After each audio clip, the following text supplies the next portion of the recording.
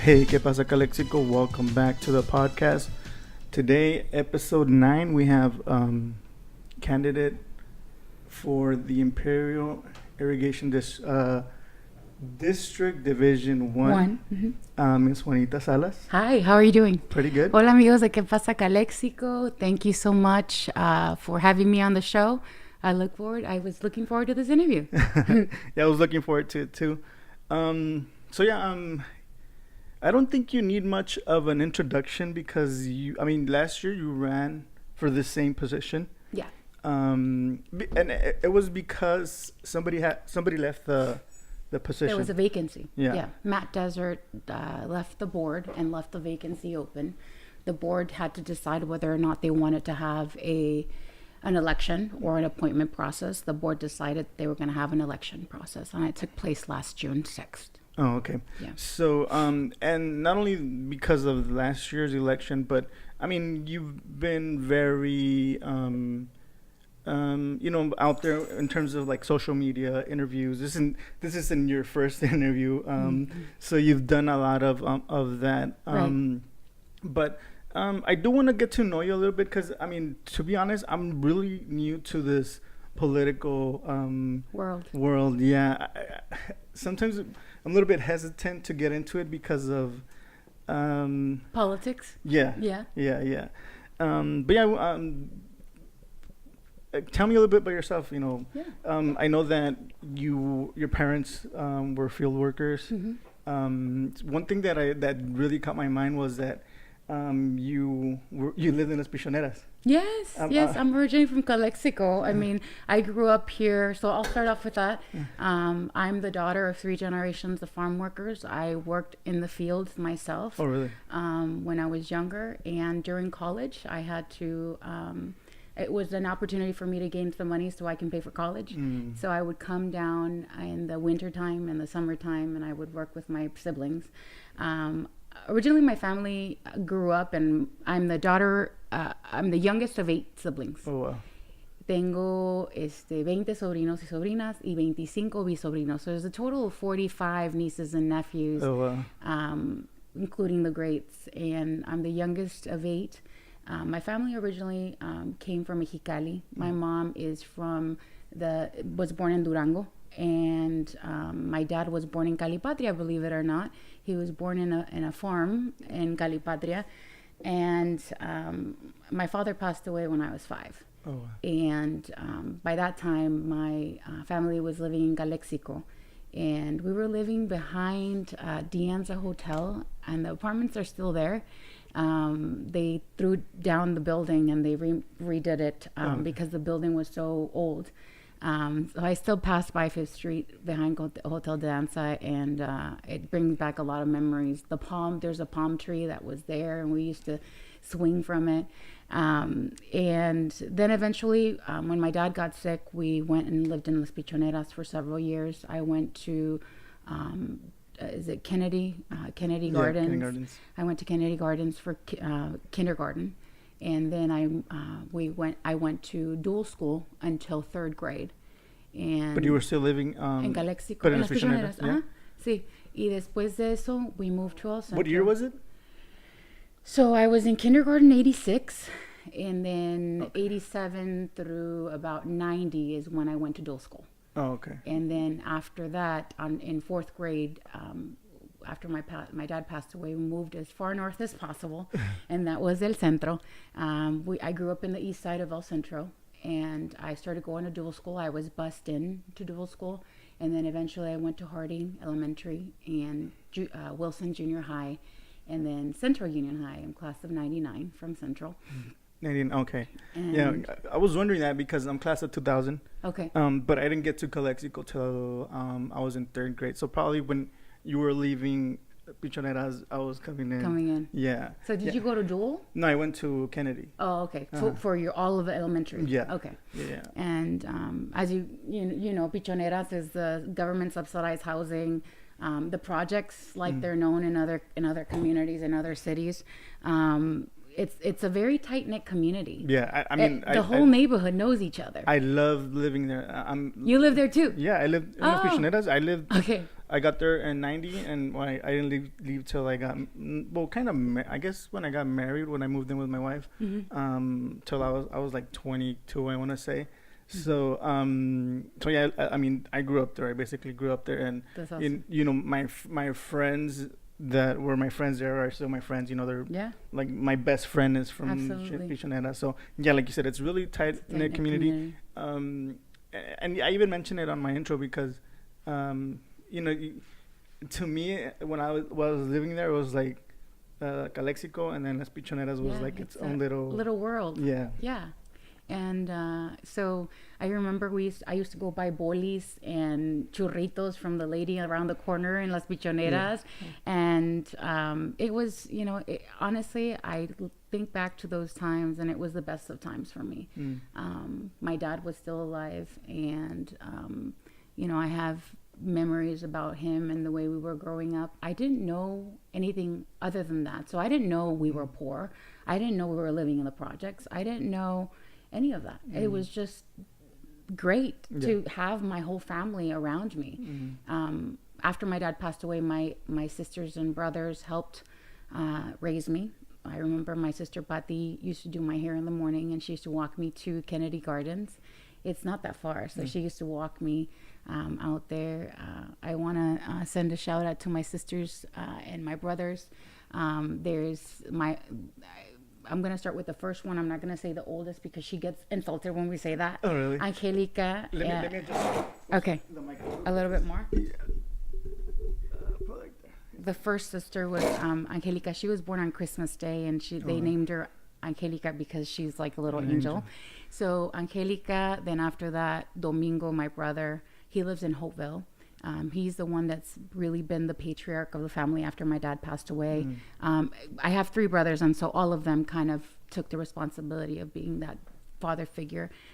He's been working for the Vesey family in Hopeville for almost 20 years. And then after that, I have Meli, Patti, Ceci, Raul, Ricardo, and did I miss anybody? And then me. So it's 8 of us. And we still all live here in the valley. I have 2 of my brothers who actually live in San Diego right now, and that's one of them is there because of his job, and the other one has been there ever since he got married, because that's where his wife used to live. So that's where he is now, in National City. But like I said, the almost 45 nieces and nephews, they all live here in the valley. And so a lot of times people ask me, why did you get involved? Why is it so important for you? And I say, you know what? I'm the youngest of 8. I have 45 nieces and nephews, and my whole family, even extended family, lives here. And I want to see a better Imperial Valley. I want to, after we're gone, the next generations see growth. They see prosperity, that, we are a community that others look at, and, that they want to be like us. Right now, a lot of, unfortunately, a lot of the newer generation ask, well, why can't we be like San Diego? Why can't we have whether it be I don't know, TJ Maxx, the large box stores, the Sam's Club, Claim Jumpers, all of those restaurants that people normally go to in larger cities. They, the younger generation always asks for that. Jamba Juice, those types of things. Going back to my how I grew up, then eventually I went to El Centro, grew up in the east side of El Centro, and graduated from high school, went off to high school. I got involved with student government. So at high school, I played soccer. I was my team captain. Oh, really? So we had a little bit of competition with Calexico at the soccer level, and the other high schools as well. My first year was when Southwest and Central divided their freshman class. So that's when, the other But you high school, you were a freshman when they got yes. Okay. Yeah, that was the first year when the freshman class got separated. And I was involved with folklorico dancing as well. So I did that for all my years at Central. I was kind of a shy girl. I didn't really get involved with clubs and student government. I was an Avid. I was an Avid student. Honestly, that's the program. If it wasn't for Avid, I wouldn't have gone to college. Okay. Yeah, I mean, we have. I work at the Calexico High School. I'm a computer tech there. Okay. So hence the technology here, and you know what I do with my son. It's awesome. It's I do that all day, and then I come back and do it here. Yeah. But Avid, passion. Avid is something that really plants that seed in kids to go to college. Absolutely. And stuff like that. Even though sometimes students do complain about, oh my God, it's so much work. We have to turn in a binder every Friday. We have to take notes at every class. Honestly, that's what you're going to be doing in college. Yeah. So it really, really opened up the doors, and it taught me a lot about the prep courses to the prep, customs to go to college. Yeah. The other thing I wanted to mention was, so I was involved with the Mexican American Club as well, and the Interact Club at Central. Interact is the high school level for Rotary. So I've been like a Rotarian ever since I was in high school. What's the? I mean, I'm a little bit ignorant, but what's the Rotary? What is it that they so do? Rotary is a service club all over the world. Mm-hmm. Just like Seroptimus is the women's organization all over the world that I was also involved with. And so Rotary is a service club that you have to get nominated to participate in, and they try to have many different professions be part of the club. And once you're in the club, what they do is service to the community. So one of their mottos is service above self. And that it starts in high school. So I got involved with high school, and one of our biggest service projects was cleaning either parks or highways, as well as volunteering with other nonprofit organizations in the Valley. Mainly in El Centro. And when I went off to college, I got involved also with the Interact Club at San Diego State. I got involved with the student government. I got involved with women's organizations. I got involved with community service organizations. And I also got involved with my first campaign ever. I volunteered. I had a candidate come to my political science class my freshman year. Her name was Susan Davis. She was running for Congress. And she was running against an incumbent that had been there for many, many years, over 20 years. And she kind of inspired me to get involved and volunteer. That's also involved with student government. I got the chance to meet other elected officials in San Diego City Council and Congress. And that's where I first met what in the future would become my boss, Bob Filner. He was a member of Congress here in the Valley ever since the early 2000s. And when I graduated and finished San Diego State in 2004, he offered me a job. And I had another job offer with the Congresswoman Susan Davis. So I had the opportunity to either stay there or come back to the Valley and run the congressional office down here. And so I decided that I was going to come back to the Valley, even though I was so convinced my senior year that I was never, ever, ever, ever, ever going to come back to the Valley. Yeah. Honestly, working for the congressman opened up my eyes and saying, wow, every day I get to wake up and help somebody. We used to have casework with our local community, where they would go to our office and file a case with any federal agency, whether it be immigration, whether it be Veteran Affairs, IRS, Social Security. All of those cases is what I woke up to do every single day, as well as attend many meetings on behalf of the Congress member and write executive reports for him. So going back to college, I got involved with student government. I ran for College of Education representative. I ran for president pro tempore. I ran for executive vice president. And my last year, I ran for president of San Diego State. In all of the races, I was able to win because I knew how to run races. And a lot of people were my mentors in student government. And so when I won for president, I had the opportunity to bring about a lot of change. Ever since I was a freshman, I was one of those student government nerds that is always talking about policy and how policy changes people's lives. I got the opportunity to go to Washington, D.C., to Sacramento a lot, and to talk about higher education policy and how how that affected me and other students on campus. What were some of the things that you can say that you fought for or worked on during your term there? That I'll start off with we managed a budget of $20 million. We were 18, 19, 20, and I got to be the CEO of Associated Students Incorporated. And so ever since I was in my younger college years, I had the opportunity to look at, large organizations and be able to lead. We had over 1,500 student employees. We managed 7 auxiliary locations, including what then was called Cox Arena, which is where they play the basketball games and also have amazing concerts. Now it's called Viejas Arena, the Mission Bay Aquatic Center, the Aztec Student Center, Scripps Cottage. We had 7 of those that we had to manage. So when I was vice president, I was the chief operations officer in charge of those facilities, and I was the chair of the facilities board. When I was president, I was the CEO of all of it. And so I used to be the chair of this council. We had 42 voting members and 16 ex officios. So Robert's Rules of Order, we had to know it like the palm of my hand. We actually had other CSU campuses come and watch our meetings because they would consider us the staple of running meetings and Robert's Rules of Order.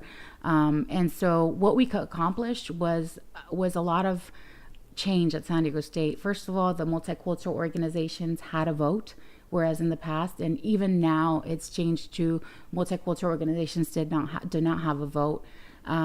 They got to vote on our budget. They got to vote on our policies.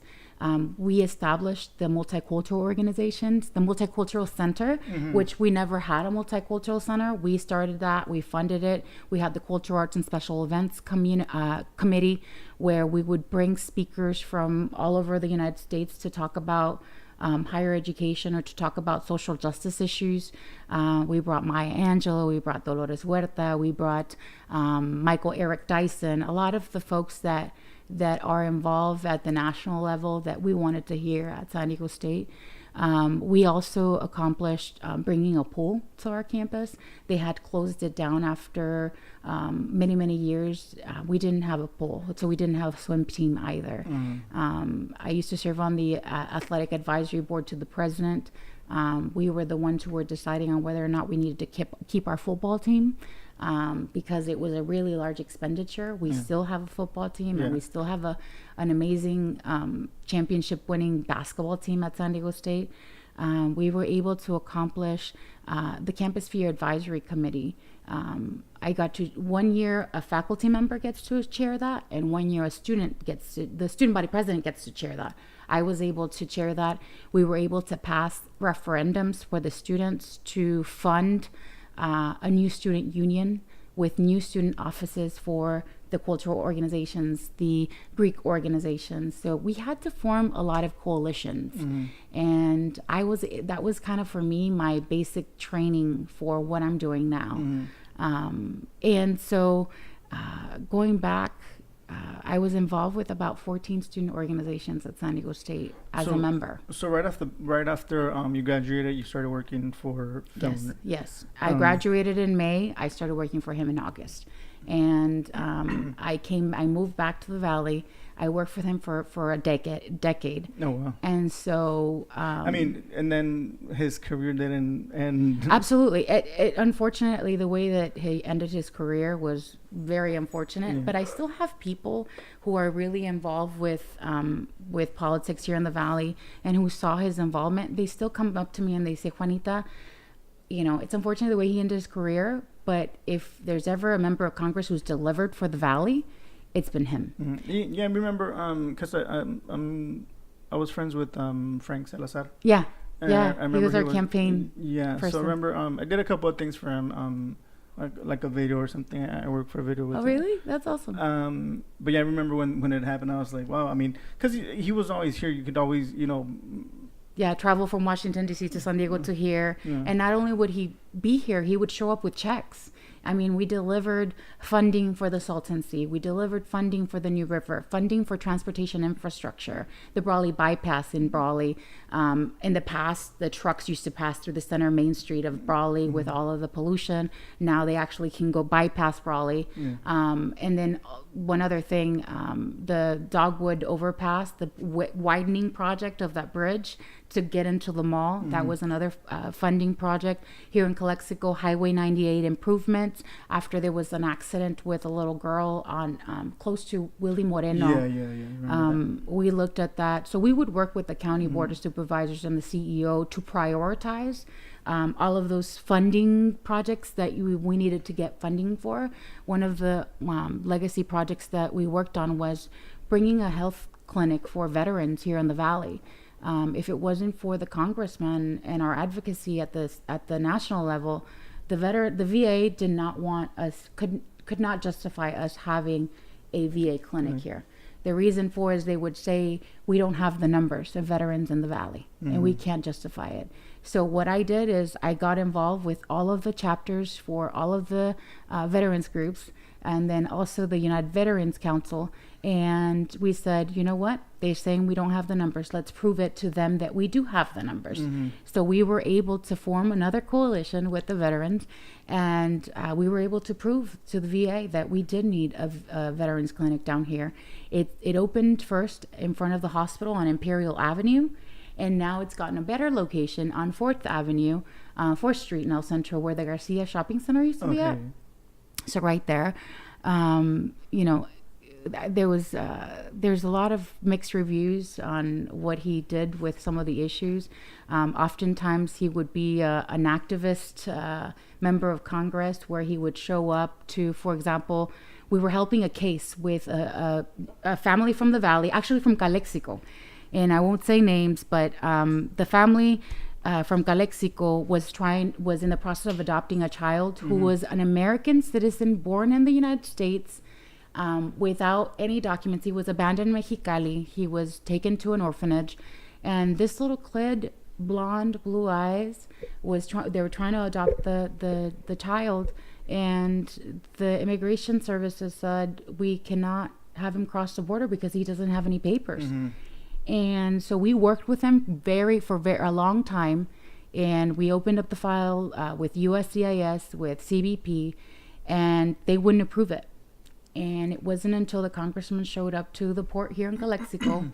The parents were U.S. citizens. They crossed the border. They gave the child to the congressman, and the congressman walked across the border with the child.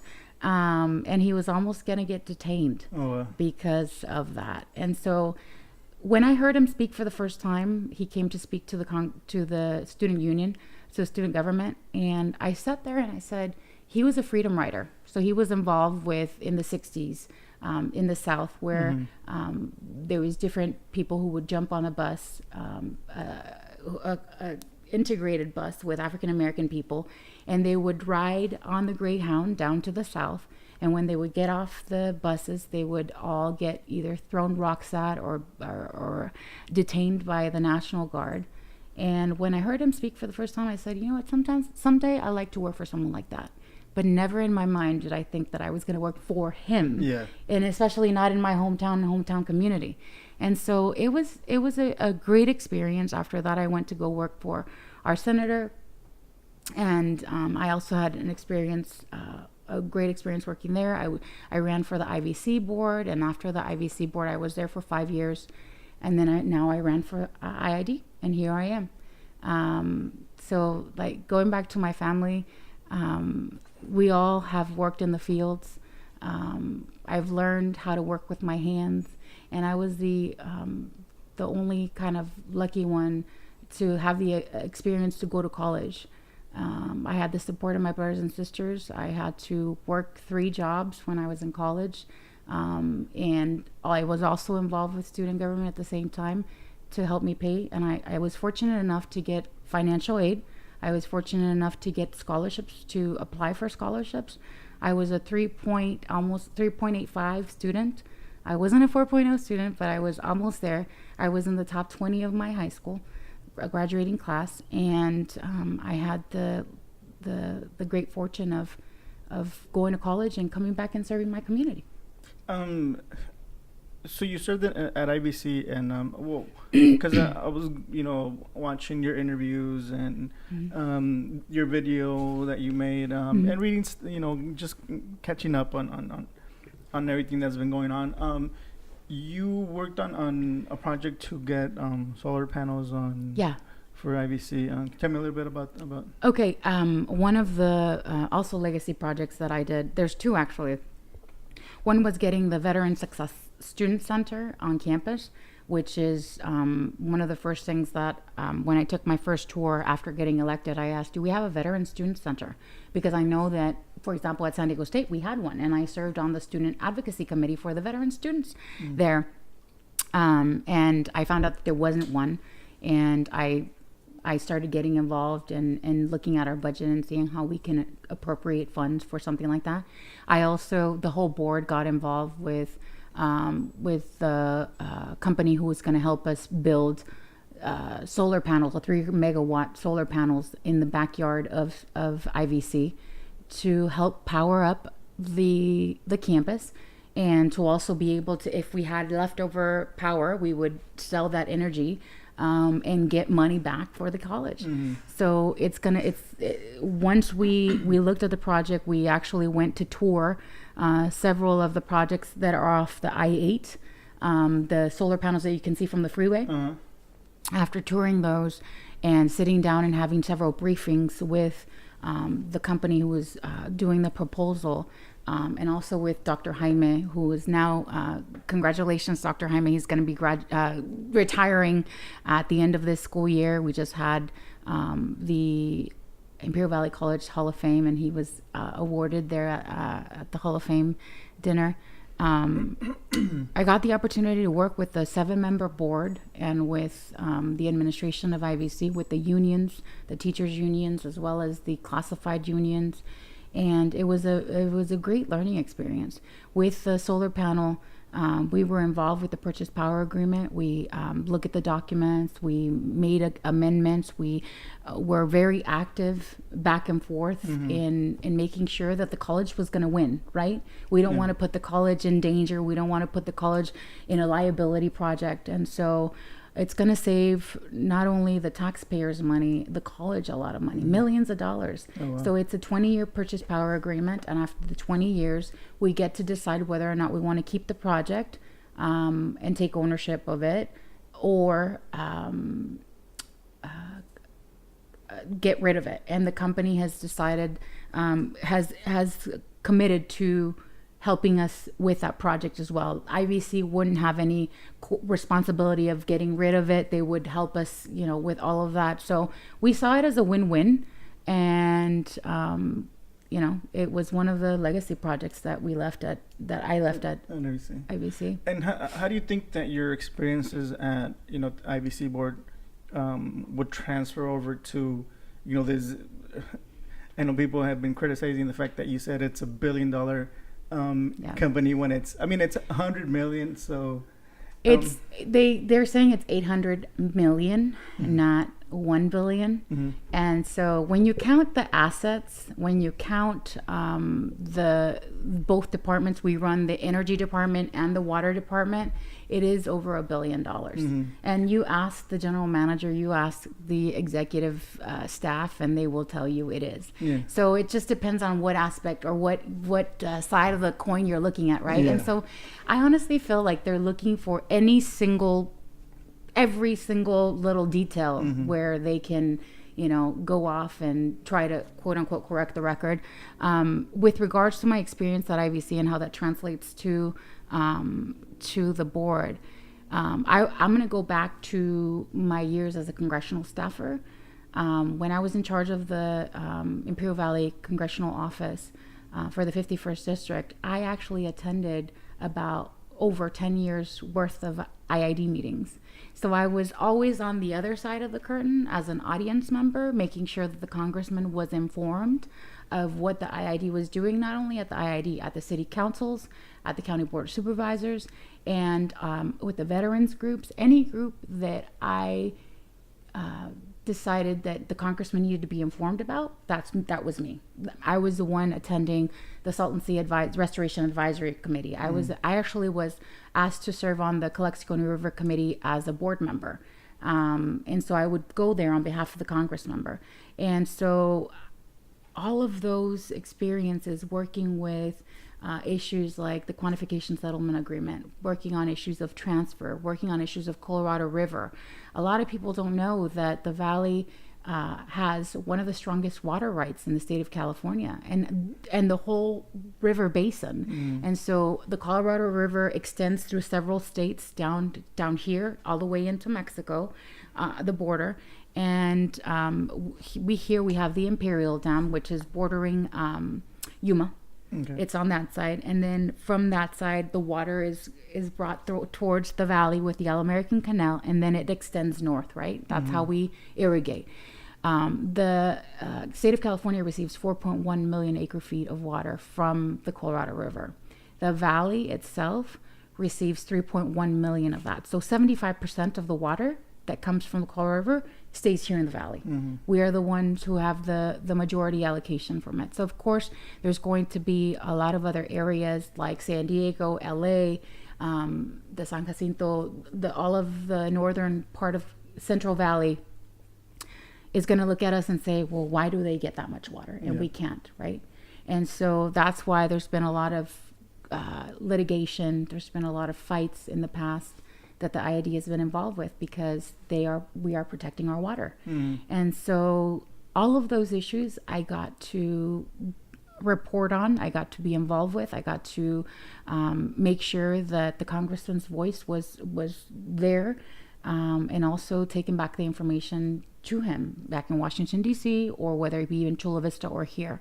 And so all of that experience with working with budgets, not only at IVC with millions of dollars, but also ever since I was 18 years old, I was involved with a $20 million budget. I mean, ask a student, a freshman anywhere in, here in the Valley or elsewhere, ask them if they've been able to make decisions on millions of dollars in budgets. That's really rare. Yeah. And so I honestly see it back as an opportunity that I've had, not only there, but representing the college at Washington, D.C., Sacramento, but also in other countries. So I got to travel and do service work in Costa Rica, in South Africa, in Cuba, in Puerto Rico, and even here across the border in Tijuana and Mexicali. We were able to be part of a project called Alternative Spring Break. It was a project that we would do for 2 weeks out of the year during spring break, instead of going the regular route and going to party in Puerto Vallarta or Mazatlan. First of all, I never even was able to do that, but usually the traditional college student would go and have fun during spring break, right? Party. We would go to a different country. Go. Sorry. It's okay. My dog's here. Go to your cage. Come on. Go. How old is your dog? She's 5.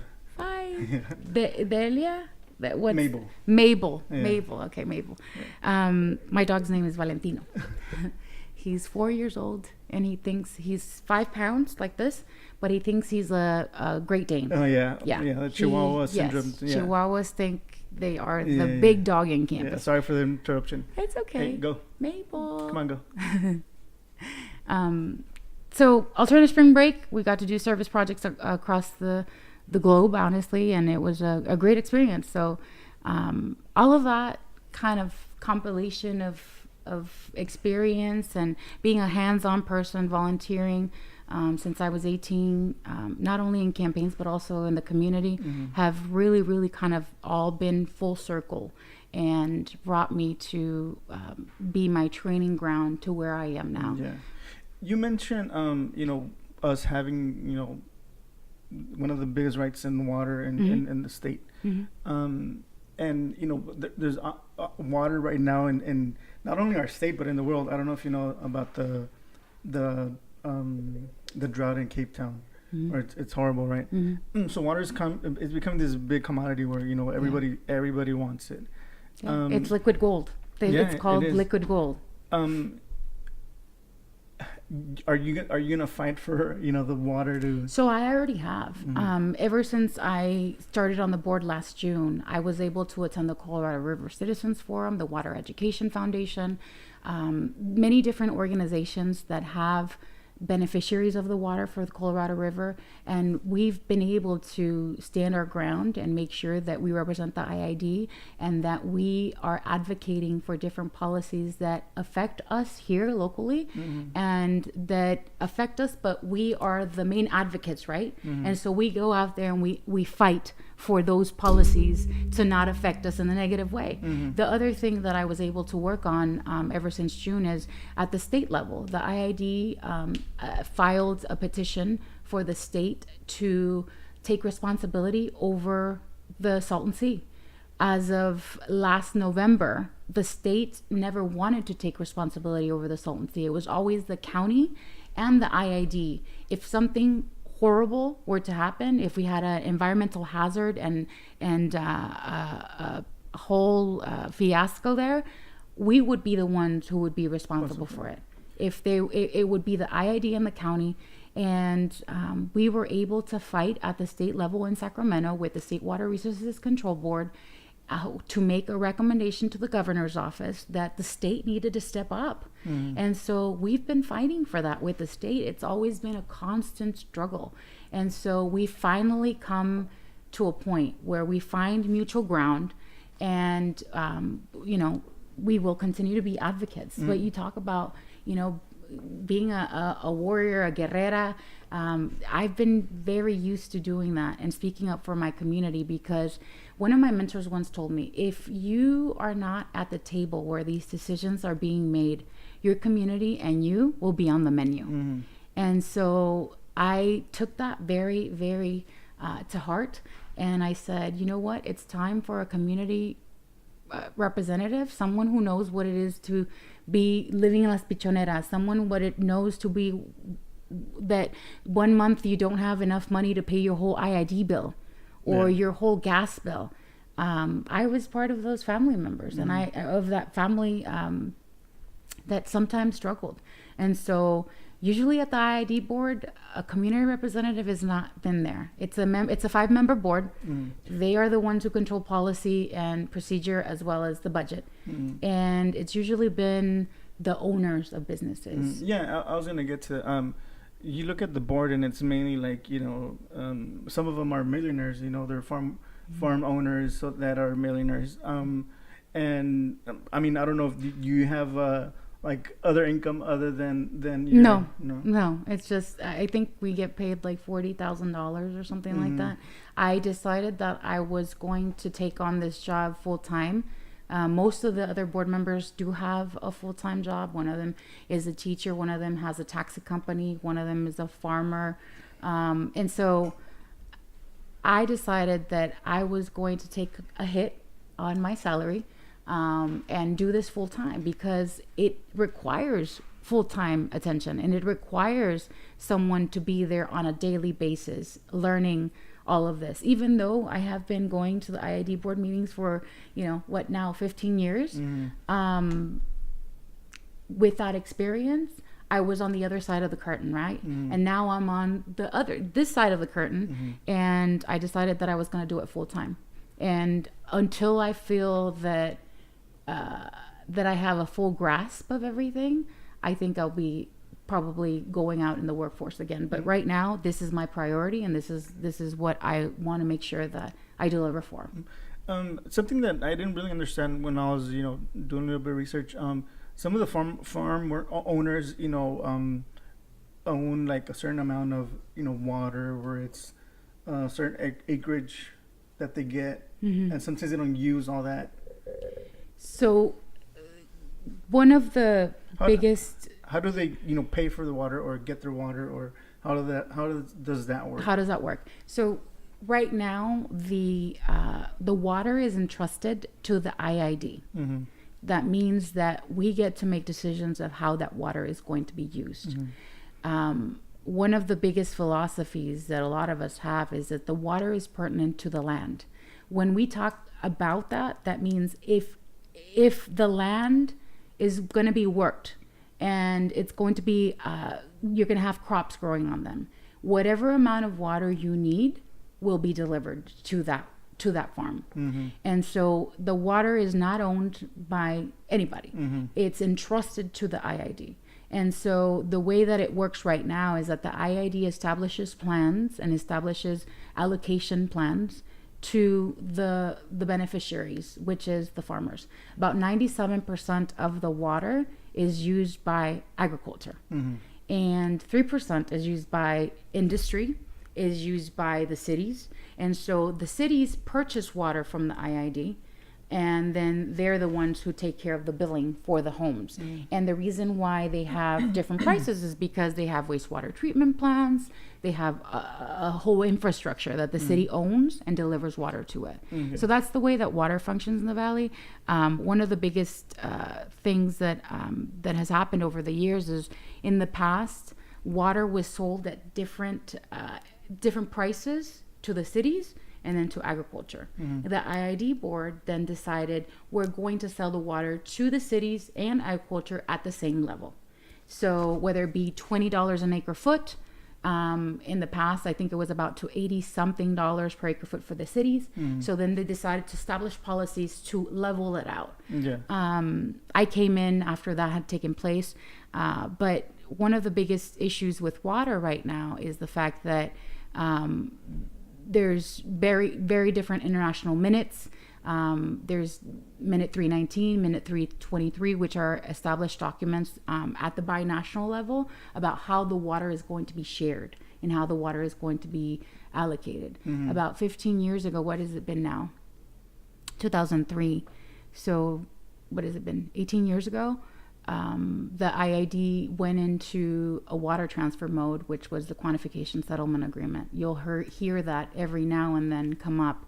That was a huge fight between not only here internally, but also with San Diego, because they were the ones who wanted the water to be transferred over there, and they were going to pay for it.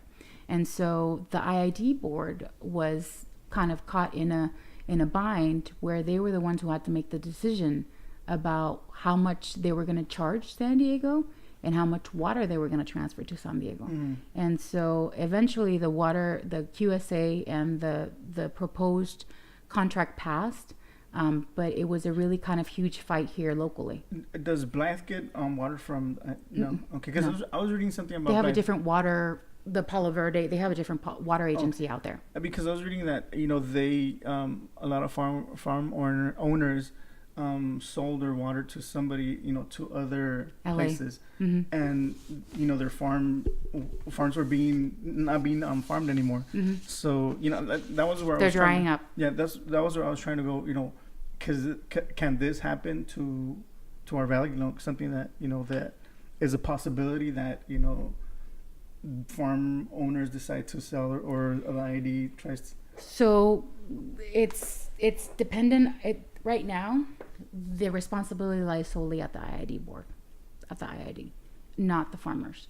And it's a constant struggle because some farmers and there's like different sections of the community, right? And they all kind of don't agree on who should own the water or who should sell the water, who should transfer the water. Right now, the sole responsibility is of the IIDs. And so that's why these positions are very kind of coveted, because the IID board is the one who makes the decision on how the water is distributed. And so for me, the way that I see this position is the fact that not only it has that responsibility, but it also has a responsibility to deliver to the 180,000 people who live in the valley. It has a responsibility not to deliver for the ratepayers. And I said, it's time for a community voice to kind of come on this board and say, and I, I've also had the experience to work with the Farm Bureau. I attended several meetings over the years as a representative for the Congress member. I have the experience of working one-on-one with farmers. Now, ever since I joined the board, I've been attending the Water Conservation Advisory Board, the Farm Bureau. I've been meeting with the different groups, the Imperial Valley Water. There's a group of farmers who is called Imperial Valley Water, Imperial Valley H2O. And then there's the Vegetable Growers Association, there's the Farm Bureau. And so those organizations are the ones who communicate with the board about policies and how they'd like for that to happen. And so we as a board member have to take all of that information and be an honest broker and say, okay, well, this is how it's going to work, and I vote in favor of this because this is how I prefer for it to function with the farmers and with industry and with the cities. And so that's the role of a board member, is to listen to all of the stakeholders and to make decisions on behalf of them. Yeah, and because I've been hearing a lot of concern about outside influences. Yeah. Because like I said, our water is a huge commodity now, and everybody's wanting. Right. It's always been a talking point at every election. Outside influences influencing the board. And for me, I'm the youngest of 8. I was born and raised here in the Valley. I come from agriculture. If it wasn't for agriculture and water, I wouldn't be where I am now. And so it's kind of interesting to me sometimes where they say, that a particular candidate has outside influences giving them information, or they're voting in favor of outside influences. I'm never going to vote, and I have never voted in favor of any outside influence. On the contrary, I was a board member last year who called the board out during one of our public meetings and said, why are we doing business as usual?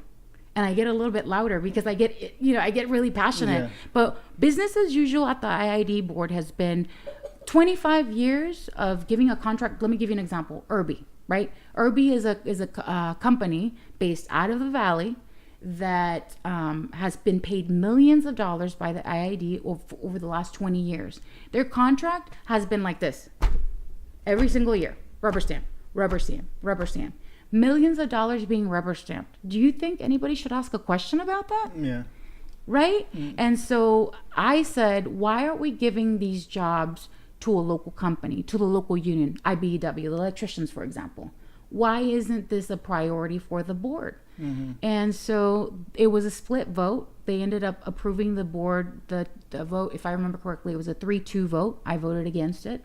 And the reason why I voted against it is because I said it's time for us to relook at these contracts and not be a rubber stamp board.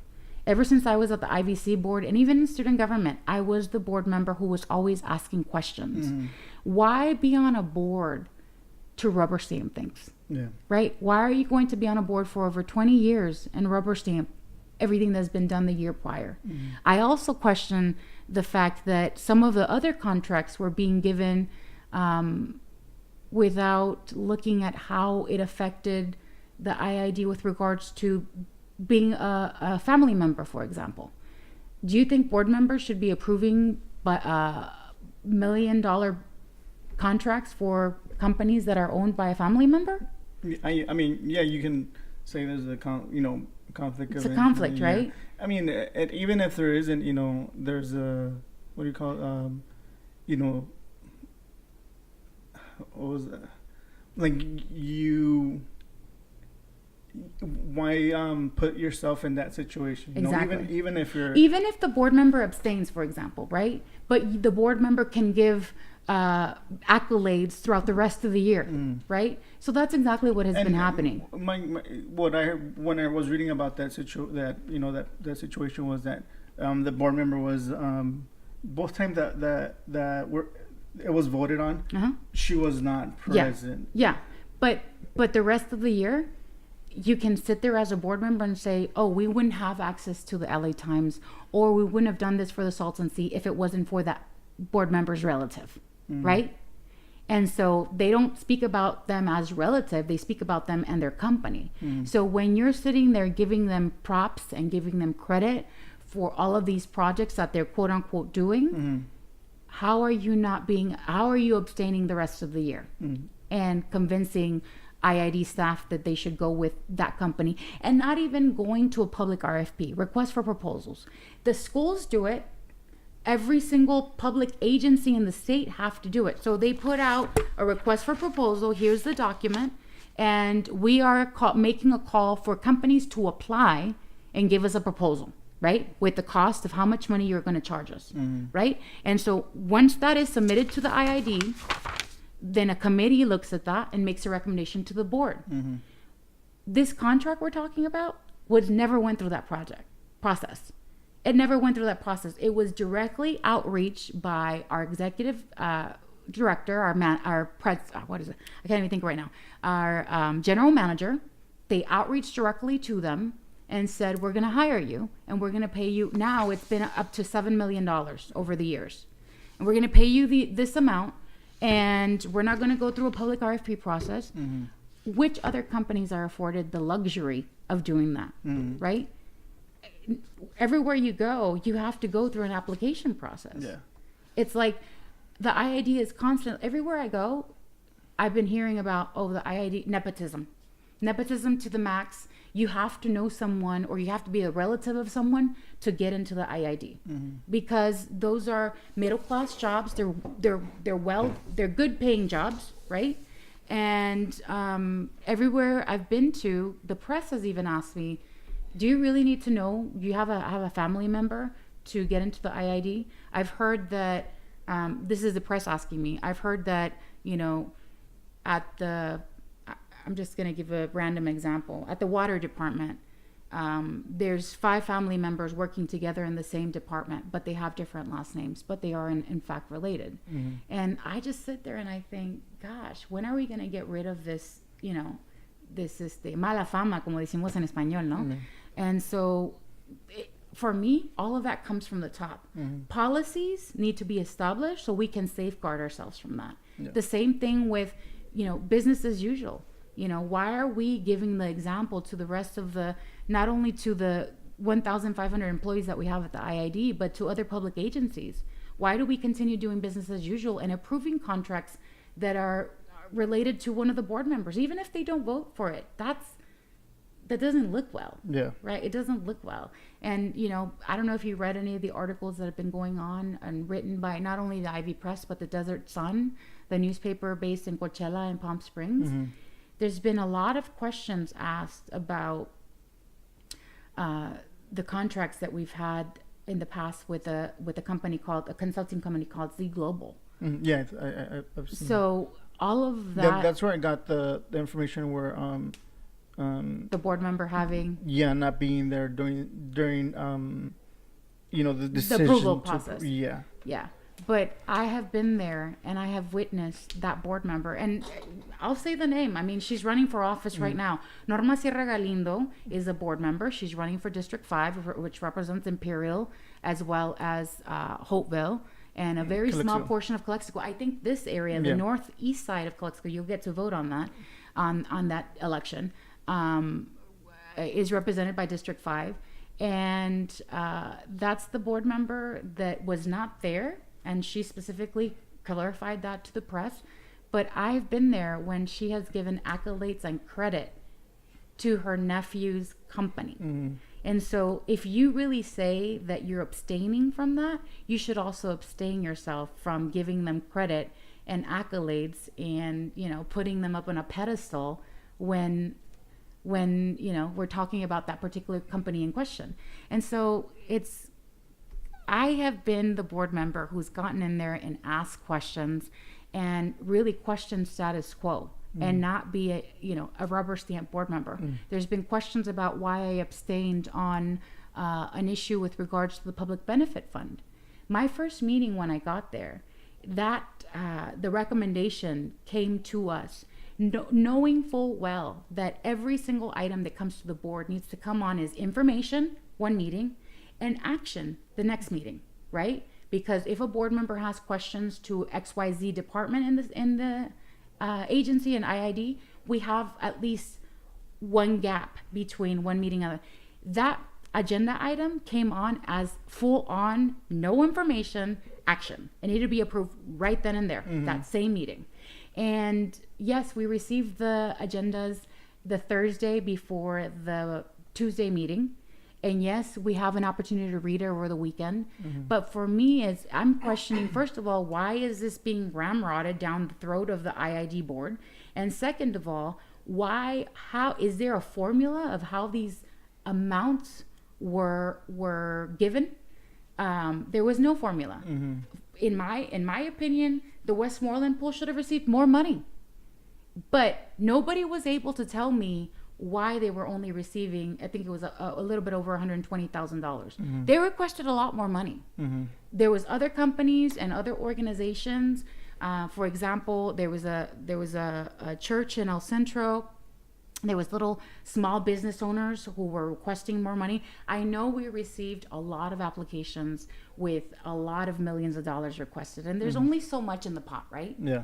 But for me, my opinion on that was, give me a reasoning why you only for example, the Center for Family Solutions, or the food bank, right? The food bank was one of our top beneficiaries of that public benefit fund, and I had no problem with that. But what tells me that, for example, Sure Helpline and the Center for Family Solutions should receive more or less money? Yeah. I want to know what the reasoning and the formula was behind that. Yeah. And nobody was able to give it to me. And in my opinion, Westmoreland should have received more money for the pool. And I said, this is unacceptable. So that was the reason you abstained? Yes, because there was no formula given. Only 2 board members were given the opportunity to make that recommendation to the full board. It was Norma Sierra Galindo and Eric Ortega. Those 2 board members were selected before I came on board. And for me, it seemed like they wanted to hurry up and pass this, because then people were going to start asking questions about why they allocated. For example, Calexico. Eric represents Calexico. Norma Sierra Galindo works in Calexico as a teacher or a trainer or something like that. And yeah, she's. You work with her in the high school, right? Okay. Well, Calexico received the majority of the funds, and I'm not saying there's anything wrong with that, but I'm elected to represent Division 1.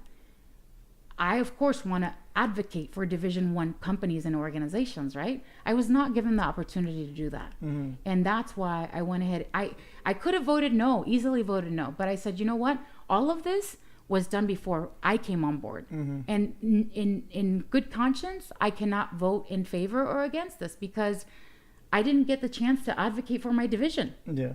And... because Westmoreland is part of... Yes. And a very small portion of Brawley. The south side of Brawley, the homes that are right behind Walmart, south of Malin. It's a very small portion of the district, but it's still my district, right? A lot of people ask me, why is the map like that? Yeah. Why is the map gerrymandered? And I said, you know what? Every census, the board will have an opportunity to change the maps. Why do I have 10 blocks of Raleigh? Right? Or why does Division 5 have 10 blocks of Calexico? Right? It should make a little bit more sense about how these divisions are not gerrymandered, for example. Previous boards were the ones who approved those maps. And a lot of the times, a lot of people tell me that it's kind of depending on how they thought they were going to get elected. And so...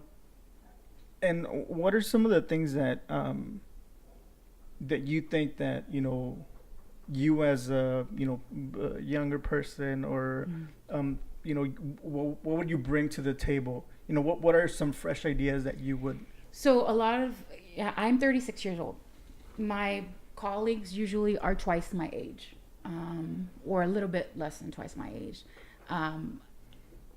A lot of the times I'm being questioned about, my age and whether or not I have the experience. And to be quite honest with you, a lot of the times, a lot of people tell me, well, Juanita, you probably have more experience than other board members, not only, at the IID or the county soups or IVC board, because of your work. You've worked for federal government, state government, basically your whole life. And for me, I say, you know what? I'm just trying to do my job. I'm just, try to be humble and wake up every day and have my true north, and most important thing is to help my community. And so about, bringing a fresh face, fresh ideas, strong leadership. One of my my mottos, and I don't know if you've seen my banners, is strong leadership, forward vision, real change. And when I talk about real change, that's the kind of fresh ideas. One of the first things that was told to me after I got elected, I had a meeting with the general manager, and he says, Juanita, you are the future of this board. People who look like you, who speak like you, and who have your type of experience is the future of this board. Because of district elections opened up the door for someone like you and I, who are middle class, working class, to run for a board. Because if it was a county-wide vote, if it was a county-wide election, honestly, I wouldn't have the money to run a county-wide race. Even as it is, I don't have the money to run a race for the district. And so we have to fundraise, right? Honestly, that's the worst. I don't like asking people for money, and fundraising for politics, for me, honestly, I can't in good conscience ask a working class family to say, hey, can you give me $100 for my race? Can you give me $50 for my race? I can't do that. Yeah. And so it's really kind of the worst part about running for office. But we've been successful in having fundraisers, on having living room conversations in our district. If it was a county-wide race, it would shut the door down for people like us, working class. And so he told me, he's like, Juanita, you're the future of this board, and this board needs to understand that we're moving in that direction. So I'll talk to you about the fresh ideas, right? We've been working on town halls. Never in the history of IID, over 100 years, has a board member had a town hall meeting. I come from a history of town halls because the Congress member, the state senator have always had town halls. We even had town halls when I joined the board at IVC. And so communicating with the public for me has always been a priority. Not only that, but also saying, how can we improve the IID? How can we improve customer service? What are the issues that you as a public want to tell us that we need to work on? In essence, the public is our boss, right? We work for the public. They're the ones who elect us. And so I had 3 town hall meetings, one in El Centro, one in Westmoreland, and one in Brawley. Those are the 3 areas that I represent. We had it at the El Centro Chamber of Commerce, the Brawley Chamber of Commerce, and at the City Hall in Westmoreland. They were, people attended the town hall meetings, and they said, you know what, Juanita, this is the fresh new idea that we've never had before. And we really want to make sure that we encourage the other board members to have these town hall meetings. And one of your town hall meetings was, I guess, like criticized because the IID was fined a couple $1,000s for. Yeah. So let's talk about that. Thank you for asking that question. I'll talk to you about the facts. The facts are that the whole situation came to us as a surprise. And so because of the nature of doing the right thing and going out there and speaking to the public with this new, kind of innovative idea to the IID, because it's not innovative anywhere else that you go to, right? I promised to have town hall meetings in my community, and so I did. I delivered. Because of the newness of it, when I was sitting down and having committee meetings with the staff, we never kind of saw that coming, because policies really, all of that is kind of uncharted territory, right? When you're going and sailing and you're going to uncharted territory, you don't know what's going to kind of come to you, right? And so it's the cost of doing innovative things. It's the cost of going out there and really putting yourself out and doing things that have never been done in the history of IID. It was an accident brought by inexperience, and now we know what the parameters are. Now we know that we want to make sure that it doesn't happen again. So staff put the announcement in the monthly newsletter that goes out to all of the ratepayers every month. And so the monthly newsletter goes in with the bill, and the policy states that you're not supposed to put a picture of the board member or mention the board member's name more than twice. So that's what the policy that was broken. And so they said, Director Juanita Salas would like to invite you to come to the town hall meetings. These are the dates, these are the times, and this is the location. And they did put a picture on there of me, and honestly, it was unbeknownst to me. I didn't know that happened until the complaint came about. And it came about from a woman who actually had filed a previous complaint for me because she was supporting my opponent, Ed Snively. And it's no secret that she was supporting someone else. She filed a complaint the day after I got sworn in, which is kind of ironic.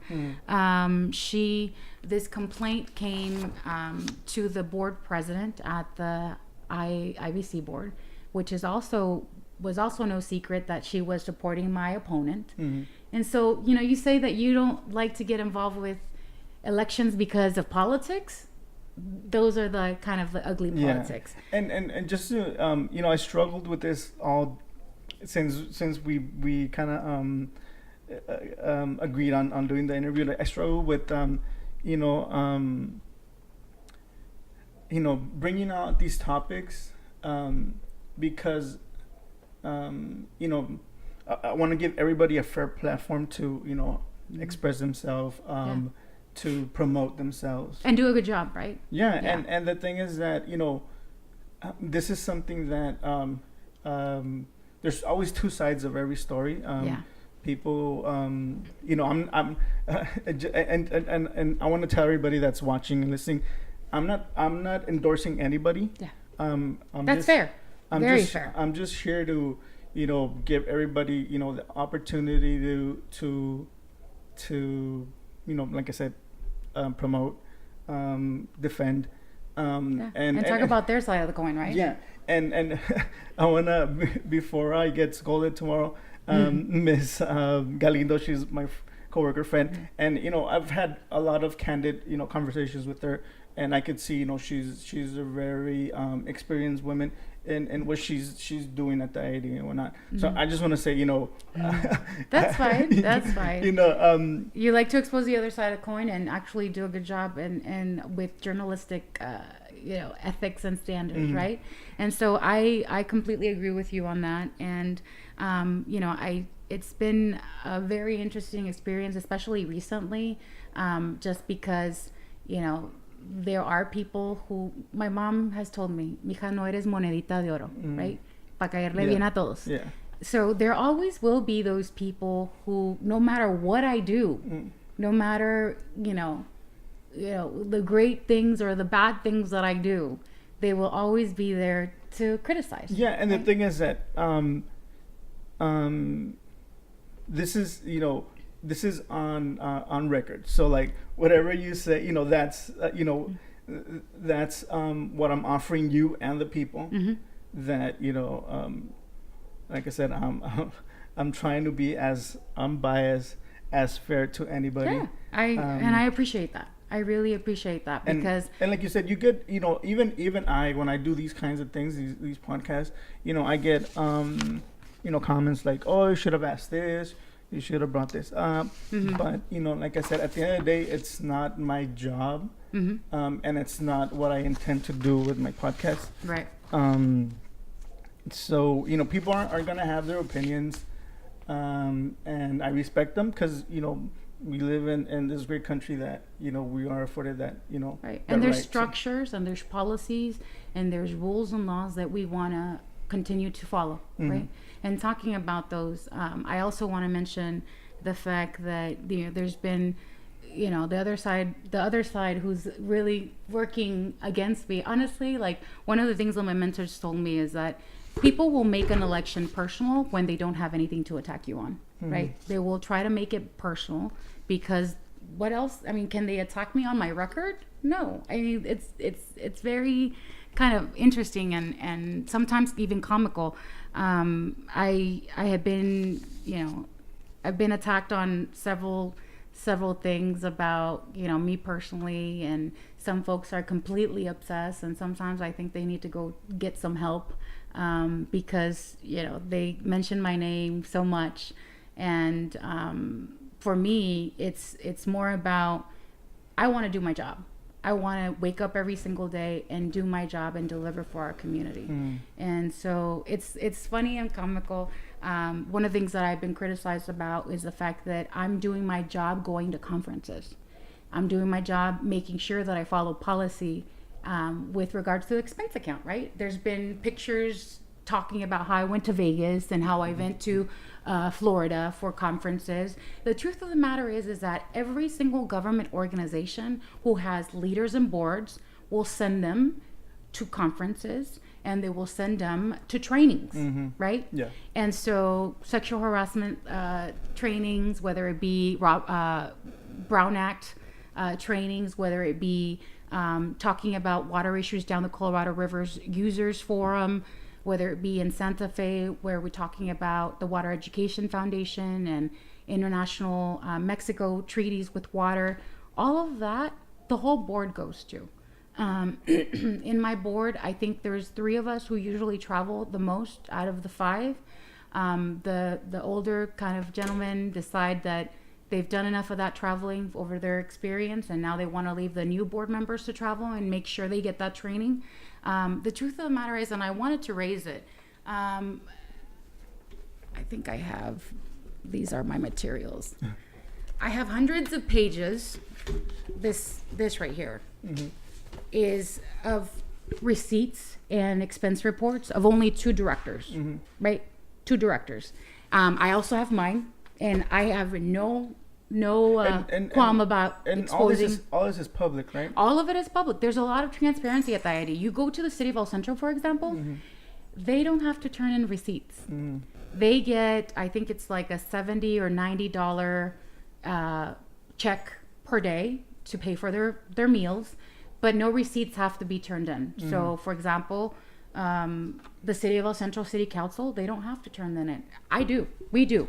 Ever since I've been on the IBC board, we submit receipts, and that's the policy. I also brought a copy, and I can share this with you and leave it with you. Everything is regulated, even the amount of money we leave as a tip. So I've been criticized about tips.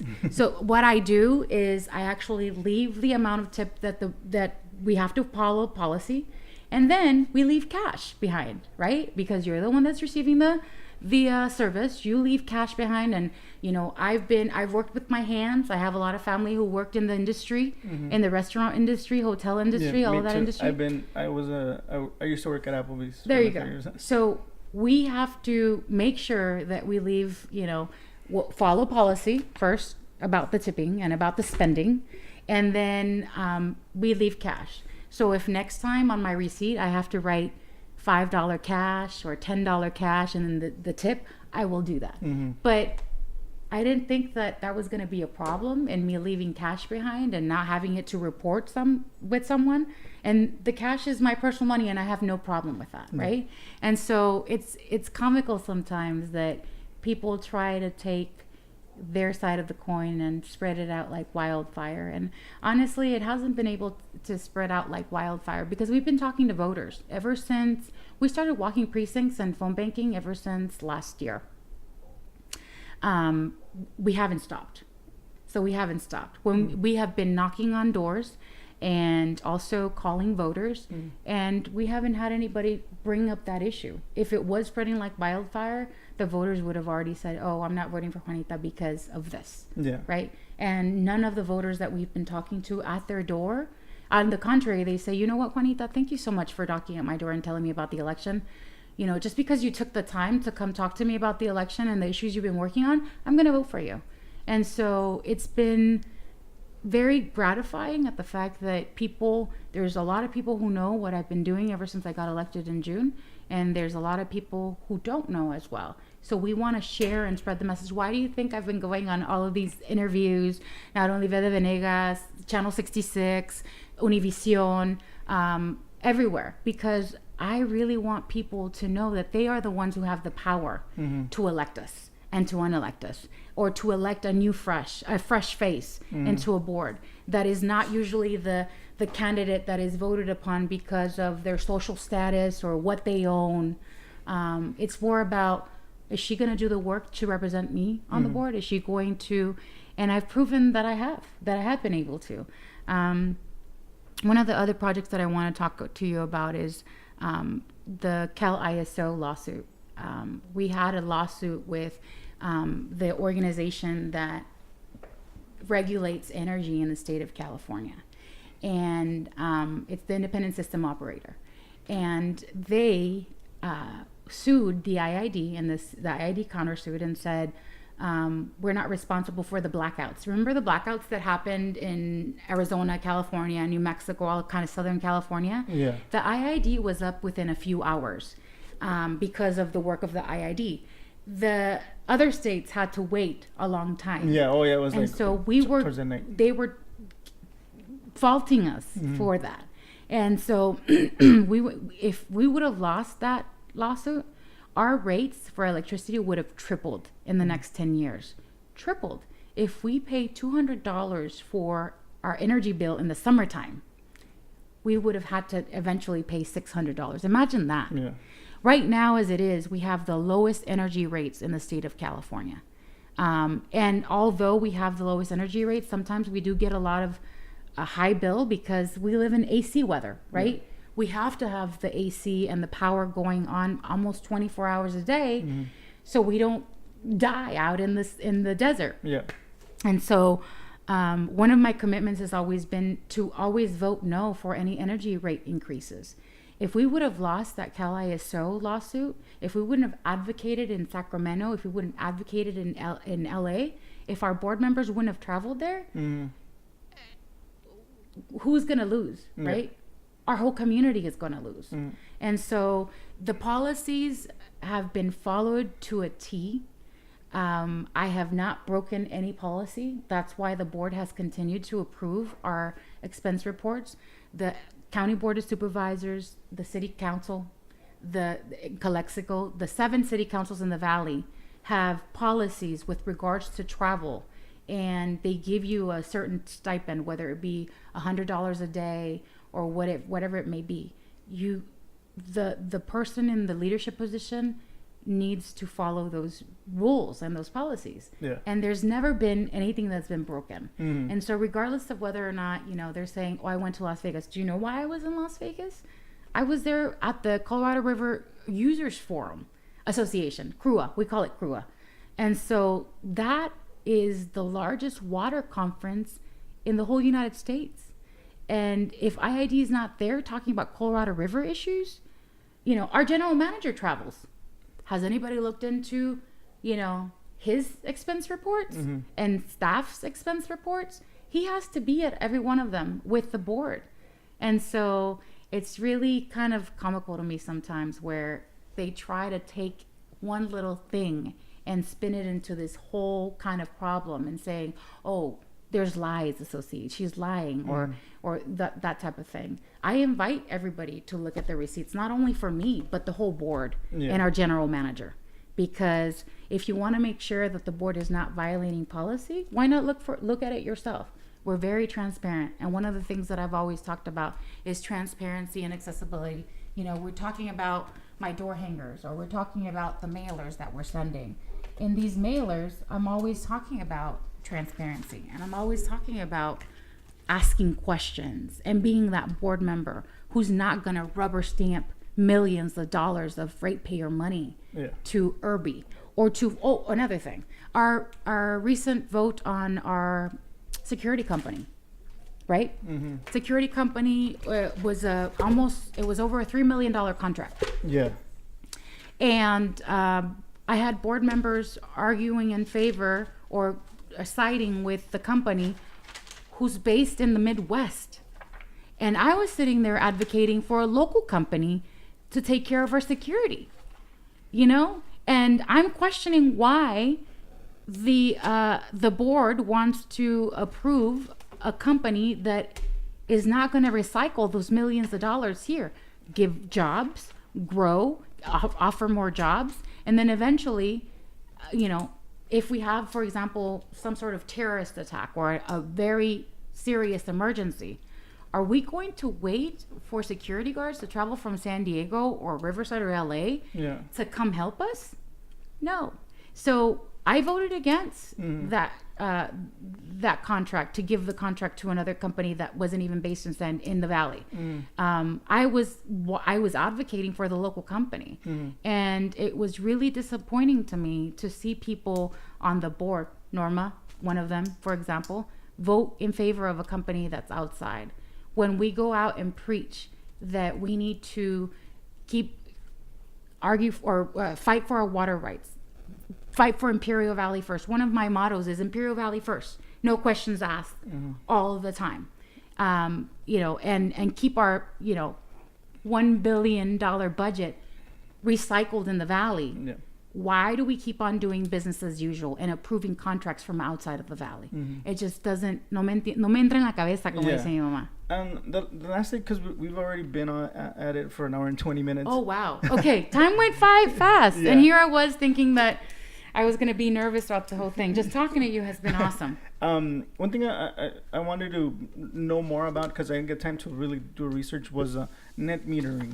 What is it, and what's your stand on that? The IID went from net metering to net billing. And the definition of those are specifically related to the solar companies and the development and growth of solar companies. We had several companies from the Coachella Valley, for example, and even abroad, San Diego, LA, all over the place, who wanted to make sure they grow the solar opportunities for homes and ratepayers to have access to solar. One of the things that I've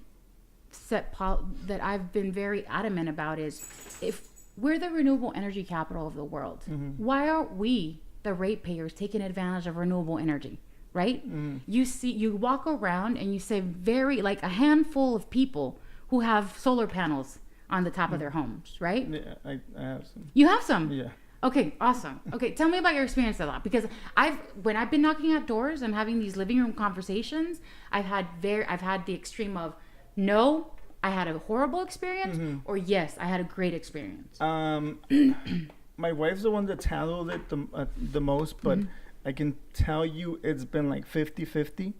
We were able to get into the Hero program. They installed them, and then they sat on my roof for like a year, and with not functioning. No, well, because we were like, oh yeah, they're installed, and somebody dropped the ball and nobody contacted the ID. I don't remember what exactly. So it wasn't giving you the benefit that it should have, right? Yeah. So they sat there for for a year. And then, so what about after the year? At the end of the day, like for me, it's been it hasn't really been that big of a benefit, because has it changed the amount you've paid per year, for example? Well, because of the Hero program, I guess I'm not really sure how it worked, that my mortgage went up because of the sales tax, or I don't know how that. I'm not, like I said, my wife was the one that handled the whole thing, so she's the one that knows why that loan that we got from the Hero program got carried over to my mortgage. And then we are paying less for our electric bill, but I'm paying more. I'm paying almost the same that I was paying. Yeah. So I'll talk to you about the facts. Some of the people that I've talked to have had a horrible experience, because some of them even used the loan and they on the mortgage, and really put them upside down on their payments. And it's really unfortunate, because they've had really the worst experience ever. So about the net billing and net metering, there's two sides to it, right? Or I'm going to say many sides, but the main two sides are, why should people that don't have solar subsidize the people that do have solar, right? That's been one of the arguments against. And then the argument for is that eventually everybody will have solar, or majority of the people will have solar, and everybody will be on board with getting the discounts that they should be getting. And so there's two sides of the coin. And for me, this has been my stance on it. We are the renewable energy capital of the world. We should be taking advantage of our renewable energy. We should be the ones that are benefiting from low rates from that renewable energy. With that said, I don't see us I don't see a problem with us exploring and doing a little bit more research on letting net metering stand instead of net billing. I'm not against that. And I'm also not against the fact that the IID can continue receiving benefits from the state and the federal government to subsidize these programs because they existed, right? They existed. The state of California and the federal government gave subsidies to a local utility company to promote solar energy, right? And so I'm not against that either. And so the bottom line is we need to take advantage of being the renewable energy capital of the world. I have a dream that one day we'll all be on renewable energy. One of the projects that we just approved on the IID board, and the whole board was in favor of it, was the eGreen program. I don't know if you heard of the eGreen program. That will get rid of the solar panels and will send solar energy to our homes through the same lines that we receive energy from with a regular electricity. And it'll be specifically for low-income families and senior citizens who qualify with their income, for example, to benefit from solar energy.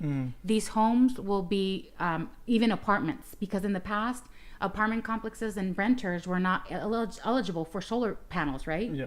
So now we're bypassing the solar panels. We're building a industrial-sized solar project, and we're sending that energy to our homes. I think that's amazing. Yeah. We partner up with, I'm not sure if you've seen the articles, we partnered up with one of the Kennedys who has a nonprofit organization that advocates for renewable energy and low-income families to benefit from it. And it was a great day at the IID in January when we signed that contract. It was a great day, not only for the staff, for the board, for the people who were in the audience, but for me, it was about the impact that's going to have for the rest of the community. So you're right. The low-income families and the people who are going to be beneficiaries are going to see a decrease in the cost of electricity almost at 50%. So if in a year they paid $1,000 for their energy bill, it's going to be closer to $500. Yeah. So that's huge. That's really, really huge. And those are some of the projects that I've been working on. I mean, it feels like it's been longer, but it's honestly just been like 7 to 8 months since I got elected. Yeah. And so these are the things that I really wish people were talking about, that they focus on what is Juanita doing for the community? What is she bringing to benefit me as a ratepayer? Yeah. Right. And so I've been very proud of that work. I've been very proud not only to be the representative here locally, but also to represent at these larger conversations about Colorado River and about defending our water rights at the state level, because we're always at odds with LA, always at odds with San Diego, because they say we have a lot more people than Imperial Valley. Why should you receive more water than we do? Right? We have 180,000 people in the valley. In El Centro, for example, we have over 40,000. In Calexico, the same. And we're in a binational community, right? Estamos en una frontera. Our community is very different than anywhere else in California or the United States, for example. But they look at us and say, you only have 180,000 people. We have millions of people in LA. We need more water. We deserve that water. Hi, baby. Go with her, Mabel. Come here, baby girl. She wants to be part of the show. Yeah. And I understand, but like at the same time, we're like the capital of agriculture. We feed. Right. It's what is it? $2 to $4 billion industry, and so. Okay, Mama. Thank you, Mama. She's so cute. She likes me. Hi. You said she's 5? Yeah. She's 5. She's 5. She's really dirty. So it's okay. I have a dog. I'm used to it. So I guess with that being said, like I said, we've been at it for an hour and 30 already. Okay. It's time. Usually it's like an hour. But she's hitting the mic. Oh, sorry. But and I know you and Gil had a little feud, but I seriously want to invite you to go talk with him. I think it's comical, honestly. It's very funny. I'm gonna talk about something serious, so I'm gonna put her down. Yeah. you know, I laugh sometimes about these things. It's when you have someone who's so obsessed talking about you every single day, you kind of wonder why, right? And it's kind of feeling like he's being used by people who support him, whether it be monetarily or whether it be, you know, just on social media. It's kind of like that echo chamber that he has. But when you have someone say, you know, I say her name so much now, this was probably like in a podcast in October, he said, I say her name so much now that I repeat her name when I'm having sex with my girlfriend. And when you have someone say that, it's like, I feel bad for his girlfriend. And I think they're now engaged or something, and she's the mother of her child. But I think it's funny. You feel bad for those people. I think, you know, Gil's a comedian. He's a really good comedian. Yeah. We went to Mexicali a couple of weeks ago. Oh, were you there? Yeah. I keep on hearing about the stand-up comedies in Mexicali. I was surprised that, you know, I was really confident that, you know, my first language is Spanish, right? Yes. So I went over there really confident, you know, saying, you know, thinking I'm gonna make people laugh.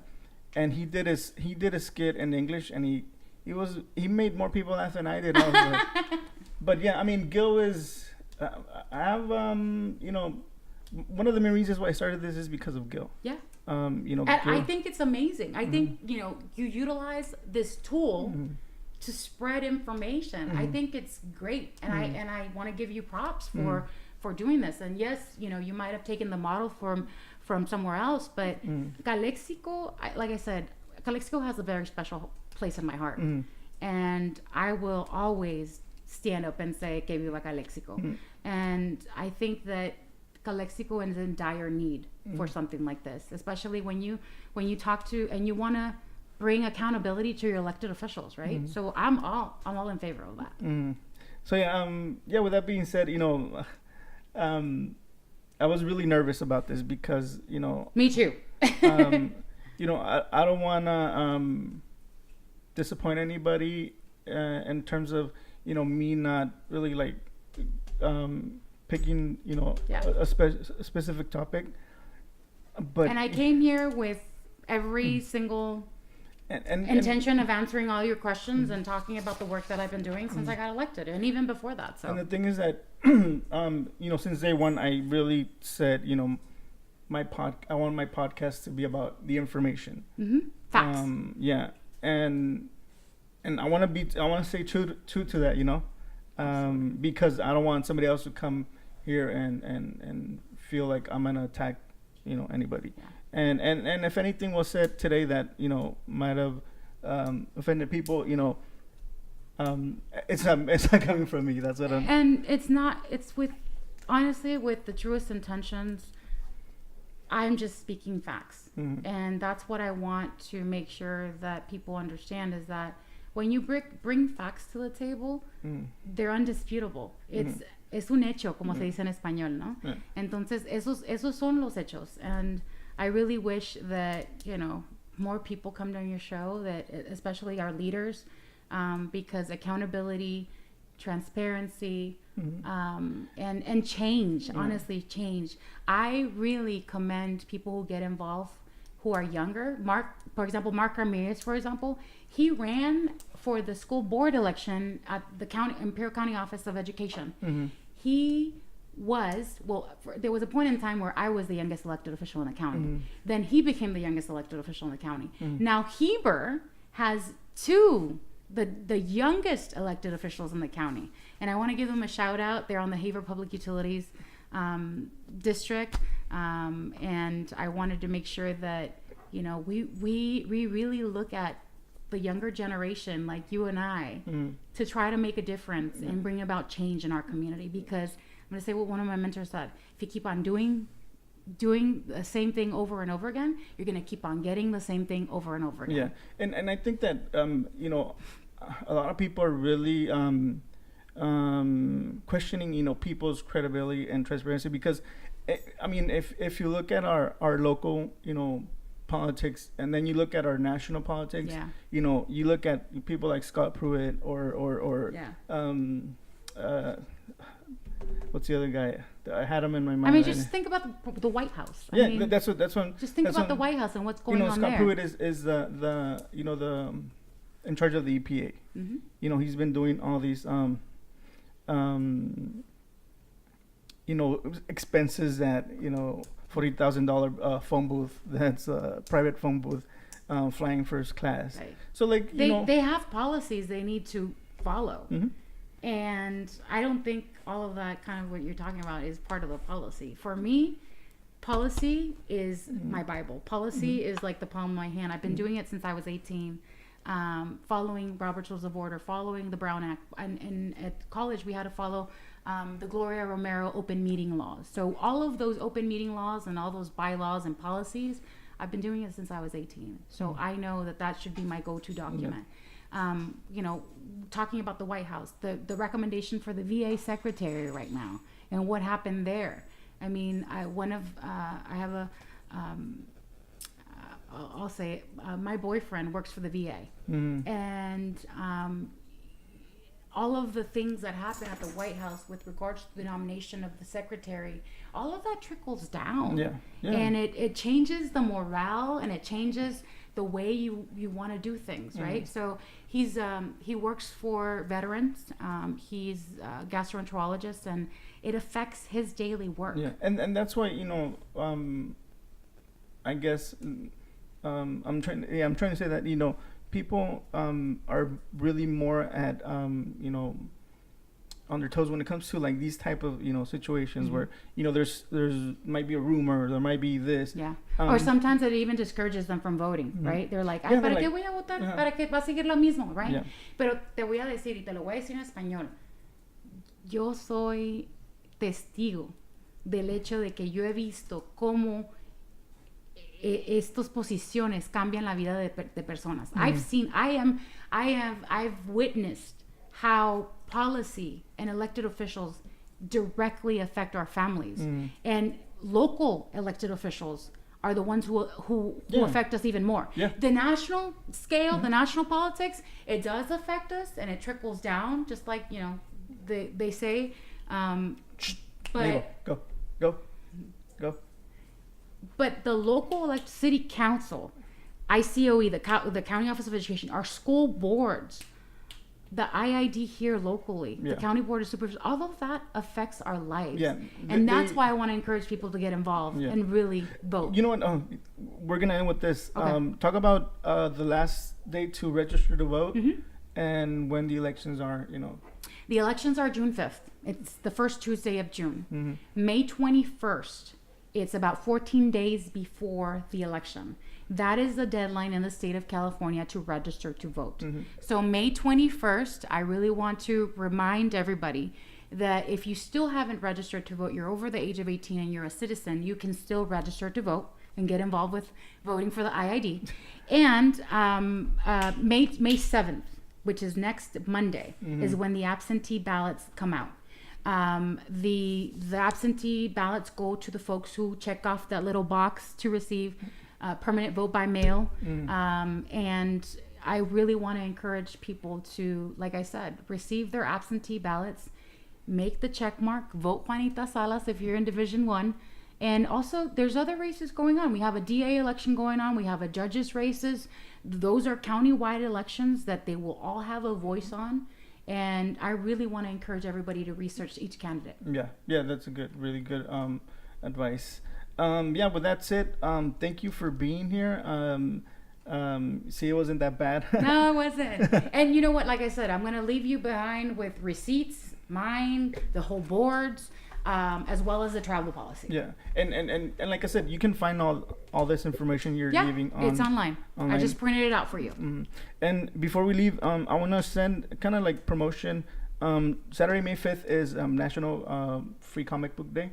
Oh, that's awesome. So we actually have 2 comic book shops here in the Valley. Where? MetaHumans is in El Centro on the Ocotillo shopping center. And then we have Collection Corner here in Calexico. Okay. It's on the El Paseo, I believe it's called. It's around here. So yeah, make sure to go out. They're both having events for that day. You can go pick up a free comic book. The whole day? Metahumans is from 10 a.m. to 10 p.m. Okay. Collection Corner 11 to 8 p.m. Talking about comic books, I specifically wore my Wonder Woman shirt because, of course, they've depicted me as Wonder Woman, right? And so I think it's funny. I thought, you know what? I'm gonna wear my Wonder Woman shirt. I have a lot of them actually. She's one of my sheroes, and I was completely. I really love the movie that came out, and who doesn't want to be Wonder Woman? You see her, and she could do it all, and sometimes we can't be Wonder Woman, but we try, and that will continue to be my quest every single day. The last thing I wanted to mention, I have 10 pages, and I'll leave this with you. 10 pages of endorsements and people supporting my race. Okay. And I think this is very important because people have been looking very closely at who has endorsed who and who has been able to support my race and the work that I've been doing. We have everything from organizations, government, education, water leaders, labor, county leaders, business leaders, veteran leaders, nonprofit community leaders, community families, mothers. I mean, everything. And I invite you to my website. It's votejuanitasalas.com, votejuanitasalas.com. And my endorsements are listed there. It's very transparent, very open and accessible. And if you'd like to add your name to my supporters list, there's an opportunity for you to send me a little note on there, and we'll add you to our supporters list. Cool. Alrighty. Thank you. And before we leave, self promo again. Like every episode, I promote my YouTube channel with my son, the Ivy Nerds. I've seen it. I love it. I love your son you. and you. And we do all kinds of different videos. We've been playing Fortnite. If you don't know what Fortnite is, you've probably been living under a rock. It's a really popular video game. It's like it's addicting. Like everybody's playing it. The others been doing live streams. We're gonna do live streams on Sundays. If you want to catch him, probably like around 8:30.